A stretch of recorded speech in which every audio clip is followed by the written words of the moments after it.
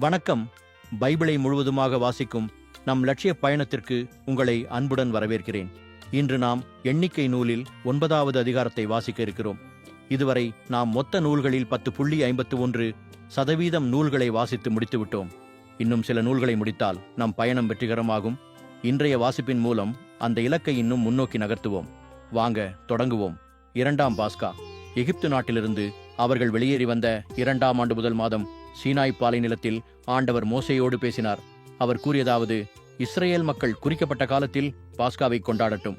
இம்மாதம் 14ஆம் நாள் அந்தி மாலை பொழுதில் குறிக்கப்பட்ட நேரத்தில் நீங்கள் அதை கொண்டாட வேண்டும்.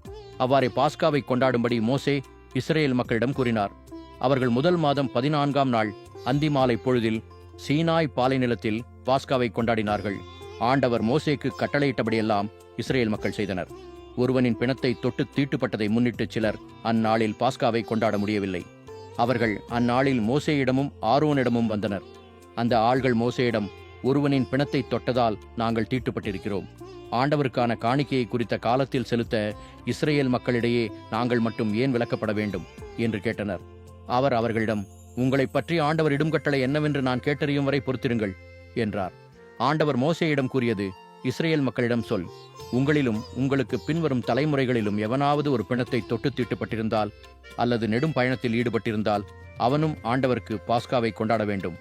2ஆம் மாதம் 14ஆம் நாள் அந்தி மாலை பொழுதிலேயே அவர்கள் கொண்டாட வேண்டும்.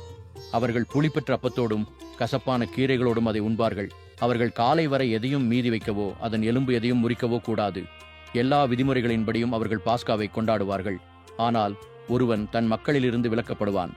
ஏனெனில் அவன் ஆண்டவருக்கு உரிய காணிக்கையை குறித்த காலத்தில் செலுத்தவில்லை.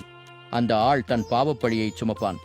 உங்களோடு தங்கியிருக்கும் வேற்றினத்தவன் ஒருவன் ஆண்டவருக்கு பாஸ்காவை கொண்டாட விரும்பினால் பாஸ்காவின் விதிமுறைகள் ஒழுங்குகளுக்கு ஏற்ப அவன் செய்ய வேண்டும். வேற்று நாட்டவனுக்கும் சொந்த நாட்டவனுக்கும் இருக்க வேண்டியது ஒரே விதிமுறையே. நெருப்பு மேகம் திரு உறைவிடம் எழுப்பப்பட்ட நாளில் மேகம் திரு உறைவிடத்தை, அதாவது உடன்படிக்கை திரு உறைவிடத்தை மூடியது. அது திரு உறைவிடத்தின் மேல் மாலை முதல் காலை வரை நெருப்பு மையமாயிருந்தது. இது தொடர்ந்து நிகழ்ந்தது. மேகம் மூடியது. இரவில் நெருப்பு மையமாயிருந்தது. கூடாரத்தின் மேலே இருந்து மேகம் எழும்பிச் சென்ற போது இஸ்ரேல் மக்கள் புறப்படுவர். மேகம் தங்கியிருந்த இடத்தில் இஸ்ரேல் மக்கள் பாளையம் இறங்குவர். ஆண்டவர் கட்டளைப்படியே இஸ்ரேல் மக்கள் புறப்பட்டனர். ஆண்டவர் கட்டளைப்படியே அவர்கள் பாளையம் இறங்கினர். மேகம் திருவுறைவிடத்தின் மேல் தங்கியிருந்த நாளெல்லாம் அவர்களும் பாளையத்தில் தங்கியிருந்தனர். மேகம் திருவுறைவிடத்தின் மேல் பல நாள்கள் தொடர்ந்திருந்த போது கூட இஸ்ரேல் மக்கள் ஆண்டவர் வார்த்தையை கடைபிடித்தனர். அவர்கள் புறப்படவில்லை. சில வேளைகளில் மேகம் திருவுறைவிடத்தின் மேல் சில நாள்களே இருந்தது. ஆண்டவர் கட்டளைப்படி அவர்கள் பாளையத்தில் தங்கியிருந்தனர். பின் ஆண்டவர் கட்டளைப்படி அவர்கள் புறப்பட்டனர். சில நேரங்களில் மேகம் மாலை முதல் காலை வரை தங்கியிருந்தது. காலையில் மேகம் எழும்பிச் சென்றதும் அவர்கள் புறப்பட்டனர். 2 நாள்கள் மட்டுமோ, 1 மாதம் அல்லது அதற்கு மேற்பட்ட நாள்களோ மேகம் திருவுறைவிடத்தின் மேல் தொடர்ந்து தங்கியிருந்தால் இஸ்ரேல் மக்களும் பாளையத்திலேயே தங்கியிருந்தனர். அவர்கள் புறப்படவில்லை. ஆண்டவர் கட்டளைப்படி அவர்கள் பாளையம் இறங்கி ஆண்டவர் கட்டளைப்படி அவர்கள் புறப்பட்டுச் சென்றனர். ஆண்டவர் மோசே வழியாக கட்டளையிட்டபடி அவர்கள் ஆண்டவர் வார்த்தையை கடைபிடித்தனர். நாம் 1189 அதிகாரங்களில் 126 அதிகாரங்களை நிறைவு செய்துவிட்டோம். இன்னும் சில அதிகாரங்களை வாசித்தால் முழு பைபிளையும் முடித்து விடுவோம்.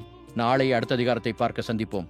நாள்தோறும் இந்த பயணத்தில் நீங்களும் பங்கேற்றால் பைபிளை முழுமையாக வாசித்து முடிப்போம். இது நம் வாழ்க்கையிலும் ஆன்மாவிலும் பெரிய மாற்றத்தை ஏற்படுத்தும்.